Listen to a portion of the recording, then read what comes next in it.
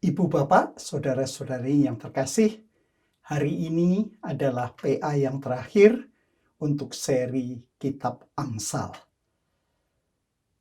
Pasal 31, kita akan membahas bagian kedua yang dibagi menjadi dua bagian.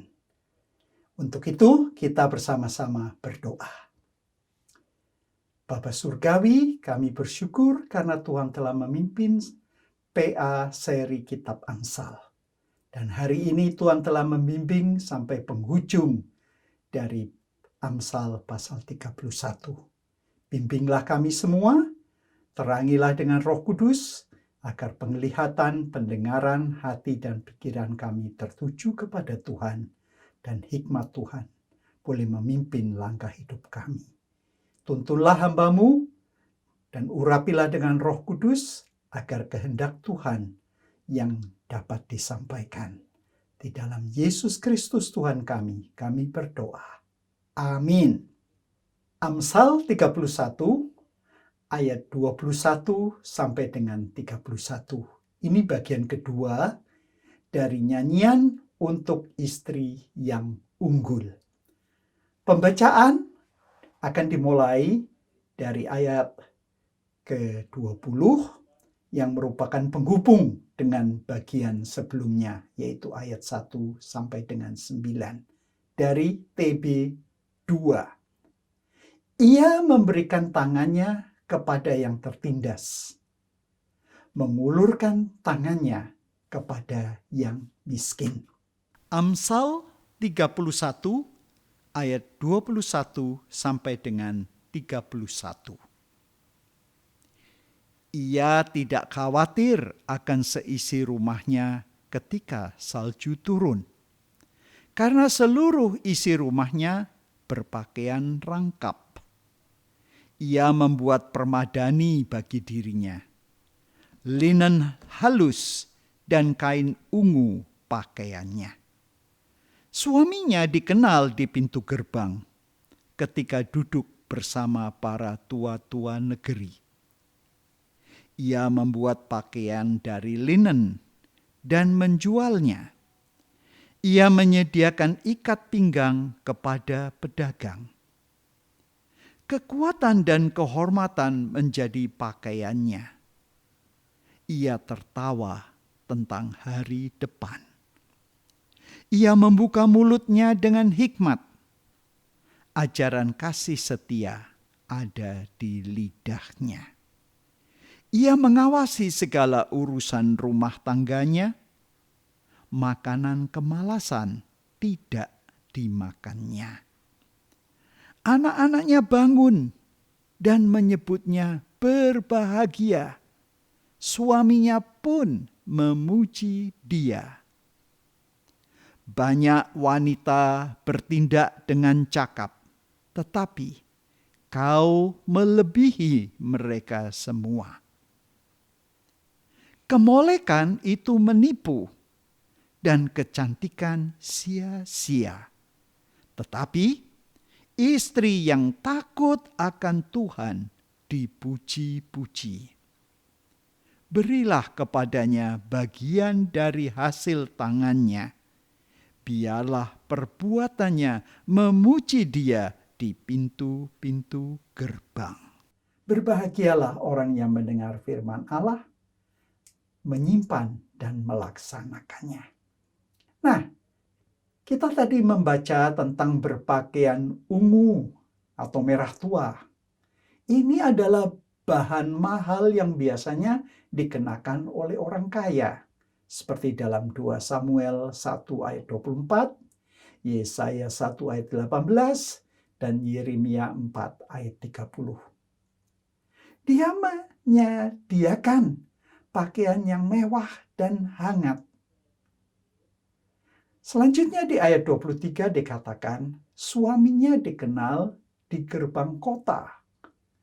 Gerbang kota pada zaman Israel kuno adalah pusat kegiatan sosial dan kegiatan ekonomi di kota itu. Nah, para penatua pada zaman itu adalah pemimpin yang bertanggung jawab atas keputusan hukum. Bandingkan misalnya dengan kitab Rut pasal 4 ayat 1. Suami dari istri yang luar biasa dikenal dan dihormati di antara para pemimpin kota. Ayub contohnya menjelaskan bagaimana dia dihormati oleh semua orang di gerbang kota sebelum penderitaannya. Ayub pasal 29 ayat 7 sampai dengan 11. Nah, Ibu Bapak, Saudara dan Saudari yang terkasih. Di ayat 25 selanjutnya dikatakan, kekuatan dan martabat adalah pakaiannya.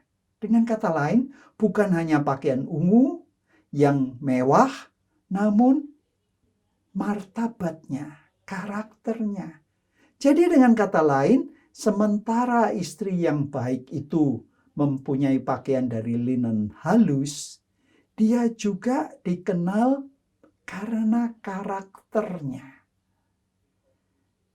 Di ayat 30, kata Ibrani yang digunakan untuk sia-sia adalah hevel, artinya nafas, uap. Dengan kata lain, ini seperti dalam Pengkhotbah 1 ayat 2. Artinya, semua itu singkat, sementara, seperti uap akan hilang. Nah, di sini yang dibicarakan adalah tentang kecantikan fisik yang cepat berlalu. Walaupun putri ini, ratu ini akhirnya suatu hari akan kehilangan kecantikannya. Namun, orang yang takut kepada Tuhan, pesona atau kecantikannya itu bukan dari parasnya, namun dari rasa takutnya kepada Tuhan. Inilah karakter yang melekat kalau orang menghormati dan taat kepada Tuhan. Dengan kata lain, sikap saleh ketaatan kepada Tuhan ini erat sekali kaitannya dengan hikmat dalam Amsal. Misalnya pasal 1 ayat 7, pasal 2 ayat 5, pasal 9 ayat 10, pasal 15 ayat 33. Karena apa? Dalam Perjanjian Lama, orang yang takut kepada Tuhan, maka orang itu dihormati di gerbang kota. Nah, kalau kita tadi memperhatikan kegiatan istri yang luar biasa ini, itu dihubungkan dengan kegiatan-kegiatan rutin dalam rumah tangga, memintal, menenun, dan seterusnya.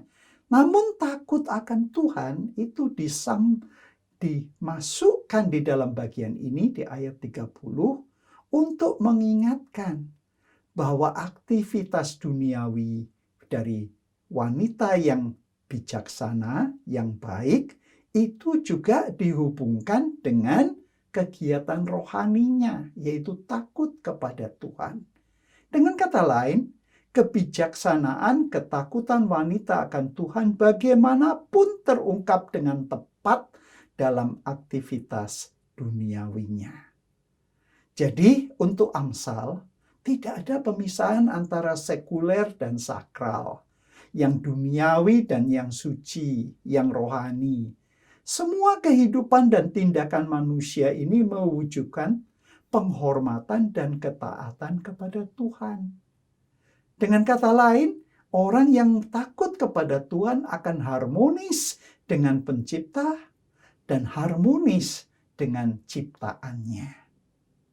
Dan inilah perspektif Alkitabiah, bahwa kehidupan sehari-hari dengan kegiatan yang rutin harus mencerminkan dan menunjukkan kemuliaan dan hikmat Sang Pencipta secara khusus pada masa modern seperti sekarang ini.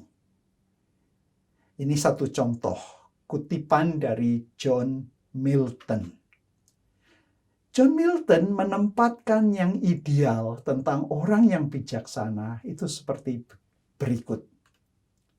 Untuk mengetahui apa yang ada di hadapan kita itu terletak dalam kehidupan sehari-hari. Dan di sanalah orang yang mengerti, yang bijaksana di dalam kehidupan sehari-hari, itulah kebijaksanaan yang tertinggi. Itulah kebijaksanaan yang terutama. Nah, ibu bapak, saudara-saudari, sama seperti suami yang dikenal di gerbang, ayat 23, pekerjaan seorang istri yang baik juga akan dikenal dan dipuji oleh orang-orang yang berada di pintu gerbang. Nah, mari sekarang setelah kita melakukan pengamatan dan analisis beberapa ayat-ayat berdasarkan TB2, mari kita sekarang membandingkan sekali lagi. Saya bacakan dari Alkitab Bahasa Indonesia masa kini. Ia tidak kikir kepada yang berkekurangan, ia baik hati kepada yang memerlukan pertolongan. Dan ayat 20 ini menjadi penghubung antara bagian kedua tentang istri yang baik dan tentang raja. Ia tidak khawatir apabila musim dingin tiba, karena baju panas tersedia bagi keluarganya. Ia sendiri yang membuat permadaninya, pakaiannya dari kain linan ungu yang mewah. Suaminya adalah orang ternama, salah seorang dari antara para pemimpin kota. Ia membuat pakaian dan ikat pinggang, lalu menjualnya kepada pedagang. Ia berwibawa dan dihormati, dan tidak khawatir tentang hari nanti. Dengan lemah lembut ia berbicara. Kata-katanya bijaksana. Ia selalu rajin bekerja dan memperhatikan urusan rumah tangganya. Ayat 28. Ia dihargai oleh anak-anaknya dan dipuji oleh suaminya. Bagaimana suaminya memuji? Ada banyak wanita yang baik, kata suaminya. Tetapi engkau yang paling baik dari mereka semua. Paras yang manis tak dapat dipercaya. Dan kecantikan akan hilang. Tetapi wanita yang taat kepada Tuhan layak mendapat pujian. Akhirnya ayat 31, ayat yang terakhir. Balaslah segala kebaikannya. Ia wanita yang patut dihormati di mana-mana. Nah, ibu bapak, saudara-saudari yang terkasih. Apakah hal-hal yang dapat kita petik dari pelajaran Amsal pasal 31 bagian terakhir yang kedua ini? Yang pertama, istri yang unggul, yang pandai, yang cakap, yang kuat, yang terbaik, yang luar biasa, yang ideal, yang sempurna, dialah yang dipuji oleh suaminya dan dihargai oleh anak-anaknya. Apa yang dihargai? Karena dia giat bekerja. Bekerja keras dan tidak malas. Ia menjaga kehormatan dan nama baik dari suaminya sebagai pemimpin kota. Ada banyak wanita baik, kata suaminya, tetapi engkau yang paling baik dari mereka semua. Nah, yang kedua, berbicara tentang kecantikan paras. Kecantikan paras diberikan pelajaran yang penting. Ini hanya sementara, bagaikan uap, sia-sia. Paras yang manis tidak dapat dipercaya. Karena apa? Kecantikan akan hilang. Namun karakter orang yang bijaksana tidak akan pudar. Ingat bahwa wanita berhikmat, kebijaksanaan atau Lady Wisdom itu dipersonifikasikan sebagai wanita yang kuat, hayil, kuat dalam arti sempurna. Ya, yang terakhir, ketiga, selain aktivitas rutin, yaitu aktivitas sehari-hari, kegiatan duniawi, wanita yang taat kepada Tuhan itu menunjukkan dimensi kerohanian. Takut kepada Tuhan, taat kepadanya, itu berakar dalam Alkitab. Dan apa yang dijabarkan dalam ajaran Kristiani, kalau itu diamalkan dan dilaksanakan, itu yang membuat orang bijaksana. Dan ini yang membuat pembentukan karakter. Dan ini yang membentuk pemikiran. Apalagi di zaman modern, di zaman digital, di mana kita dipenuhi dan dibanjiri dengan macam-macam YouTube dan lain-lain hoax. Tanpa takut kepada Tuhan, maka hubungan kita dengan Pencipta dan ciptaannya akan hanya diwarnai dengan hal-hal yang sementara, hal-hal yang sia-sia. Tidak ada pemisahan antara sekuler dan sakral. Mana yang kegiatan rutin duniawi dan mana yang suci yang rohani. Jika takut kepada Tuhan dan taat kepadanya, pasti membuat orang itu akan bertindak adil.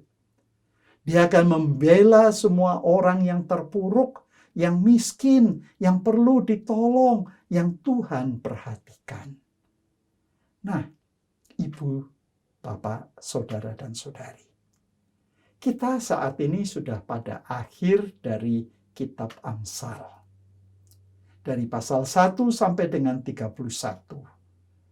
Apa yang hal-hal yang menarik yang dapat kita perhatikan? Kita memperhatikan bahwa pada bagian akhir, pasal 31 dibagi atas 2 bagian. Lalu bagian kedua, kita bahas dalam 2 sesi. Jumat yang lalu dan Jumat hari ini. Nah, yang kita melihat kaitan yang menarik, yaitu raja mendapat peringatan dari ibunya. Lemuel mendapatkan nasihat yang bijaksana dari Ibu Suri. Yang diingatkan bahwa kekuatan raja jangan diserahkan pada minuman keras, jangan diserahkan pada perempuan yang menggoda. Nah, kekuatan ini sekarang khayil dalam bahasa Ibrani-nya itu juga digunakan di dalam pasal 2 ayat 10. Pasal 31 ayat 10. Dan yang disampaikan di sini maksudnya adalah khayil untuk perempuan. Kalau khayil untuk raja, kekuatan raja jangan dikompromikan dengan minuman keras dan nafsu seksual. Agar raja dapat memerintah dengan adil dan memperhatikan orang yang tersisih, yang perlu dibela. Nah, wanita yang khayil, wanita yang bijaksana, wanita yang cakap, dan cakap ini menarik karena terjemahannya bermacam-macam, ya. Dan di sini kita diingatkan bahwa wanita yang bijaksana, yang sempurna, yang cakap, itu adalah khayilnya. Dengan kata lain, kalau melakukan tugas dalam rumah tangga, tugas sehari-hari, berniaga, berdagang, membuat pakaian linen, membuat dari wol, semua ini adalah kegiatan-kegiatan yang penting. Disinilah orang yang bijaksana hidupnya tidak nunut suami, namun mempunyai jati diri dari kegiatan aktivitasnya.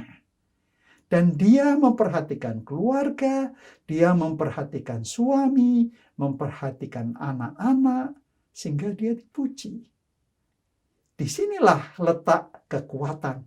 Jadi kalau letak kekuatan raja untuk dalam pemerintahan yang adil, maka seorang wanita yang bijaksana, istri yang sempurna, istri yang unggul, dia selalu memperhatikan bukan saja orang dalam rumah tangganya, pelayannya, pembantunya, tapi juga orang di sekitarnya yang miskin, yang memerlukan pertolongan. Dengan kata lain, baik raja maupun wanita yang bijaksana, dua-dua melaksanakan firman Allah, membela orang yang tersisih, yang terlupakan, menolong orang yang miskin.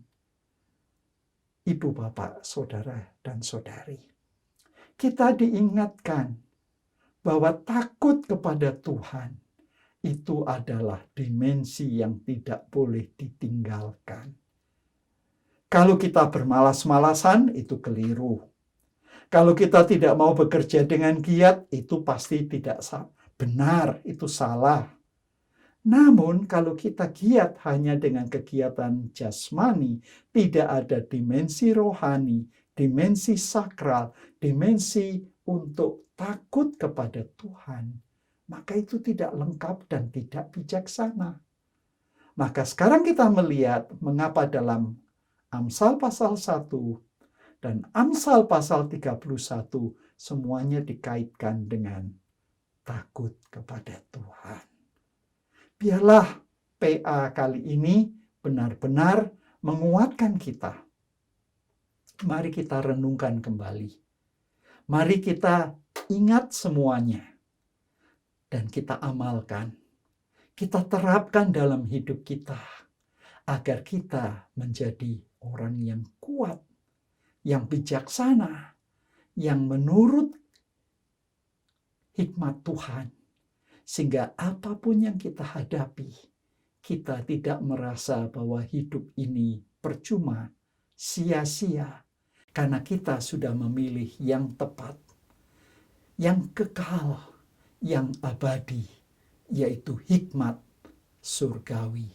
Kebijaksanaan ilahi, inilah yang akan membawa kita pada hidup yang kekal, hidup yang sejati.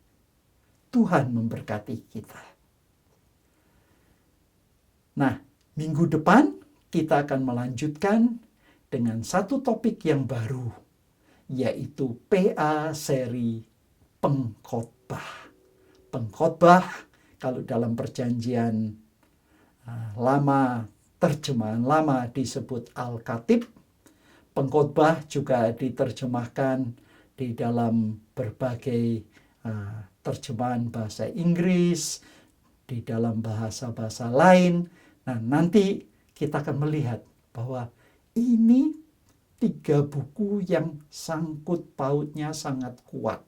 Semuanya dalam sastra kebijaksanaan, yaitu Ayub, Amsal, dan Pengkhotbah. Jadi saya mengundang minggu depan, hari Jumat, kita semua ikut lagi PA seri baru Pengkhotbah. Marilah kita berdoa. Ya Bapa Surgawi, kami mengucap syukur kepada Tuhan karena petang ini kami boleh menyelesaikan kitab Amsal. Bapa, tolong kami mengingat semua yang telah kami pelajari, semua yang telah kami catat, bahkan kami dapat dengar kembali melalui kanal YouTube GBT Kristus Pelepas Malang.